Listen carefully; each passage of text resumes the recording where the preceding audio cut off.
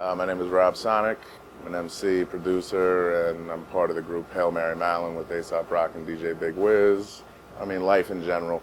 I live in the Bronx, so that's kind of an inspiring event at all times, seeing all the craziness. And I draw a lot of inspiration from the city I live in, so I'd have to say that my surroundings and then, I guess, just my sort of need to do different things or see people doing different things sort of is the biggest inspiration to my music.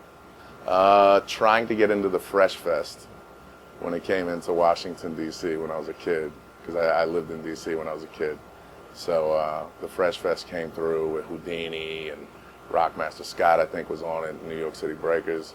And I was like 10 or something, and just I was running with an older crowd, and they were going down to the Shining Star Disco, I think it was. And me trying to get into that was crazy. Just trying to get out of my house and like just sneak and see that. I mean, I was, that's when like, hip hop was, it was new. And then to me, it was like everything. So playing things like Bonnaroo and Coachella with A$AP has been crazy. In terms of the new music, maybe, I guess, that inspires me like that. Like, I'd say when I heard Danny Brown for the first time, I was like, damn, that's crazy. That's like a new dude coming up who like puts that kind of like inspiration back into things and does different things that I feel like is sort of, akin with what I sort of remember the vibe of like hearing new artists, because like back in the day, like everybody was different and doing things on their own. It wasn't like everybody just followed a formula. So when people don't do that, I really appreciate it, and I feel like first time I heard Danny, I was like, that's awesome to hear that. I can't make music that sounds like anything that I've sort of heard before. It's like impossible to me. So, and I kind of, I'm kind of a funny guy, like a jokester. I joke around a lot about things, so my view on life is a little warped, and that sort of just pushes what I'm writing and how I'm making my music into a different area. I've learned to deal with the changing face of music. That was a challenge for me. Like when the internet came up and people stopped buying vinyl and stopped buying records and things like that.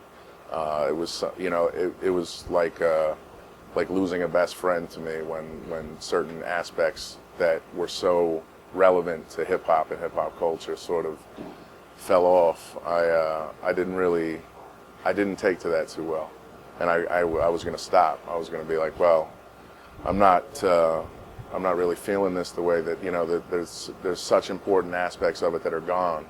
Like I don't know if I want to support this anymore, and it was a challenge to kind of put that aside. I dwelled on that for like a year to just giving up.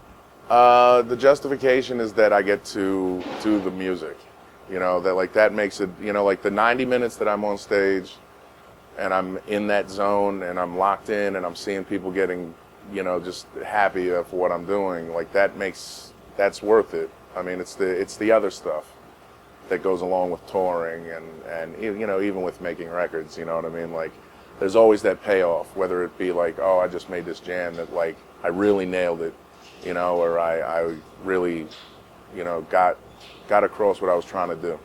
That happens in the studio situation, and then on the road, it's like, I just played for, 4,000 or 5,000 people, and they liked it. So, that makes it all worth it. So, kind of, I just want people to be like, this dude he really put a lot of time and effort into what it is, what the music is.